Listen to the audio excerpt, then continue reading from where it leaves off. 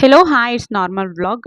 ನಾನು ಮೀಶೋಯಿಂದ ಒಂದು 3 ಪ್ರಾಡಕ್ಟ್ಸ್‌ನ ಆರ್ಡರ್ ಮಾಡಿದ್ದೆ. ಅದು ಬಂದಿತ್ತು. ಸೊ ನಿಮ್ಮ ಹತ್ರ ಸಹ ಶೇರ್ ಮಾಡ್ಕೊಳ್ಳೋಣ ಅಂತ ಹೇಳಿ ವಿಡಿಯೋ ಮಾಡ್ಕೊಂಡೆ. ಈ ಪುಟ್ ಪಾಟ್ಸು ನಾನು ಕಿಚನ್ ಒಳಗಡೆ ಇಂಡೋರ್ ಪ್ಲಾಂಟ್ಸ್‌ನ ಹಾಕಿ ಆರ್ಗನೈಸ್ ಮಾಡೋಣ ಅಂತ ತರಿಸಿದ್ದೀನಿ. ಕ್ವಾಲಿಟಿ ವೈಸ್ ಅಂತೂ ದಿ ಬೆಸ್ಟ್ ಅಂತಾನೆ ಹೇಳ್ಬೋದು. ಅಷ್ಟು ಚೆನ್ನಾಗಿದೆ. ನೆಕ್ಸ್ಟ್ ನಾನು ಈ ಪೋರ್ಷನ್ ಲುಕ್ ಸ್ವಲ್ಪ ಚೇಂಜ್ ಮಾಡೋಣ ಅಂತ ಹೇಳಿ ಒಂದು ಕಿಚನ್ ರಾಕ್‌ನ ಸಹ ತರಿಸಿದ್ದೀನಿ.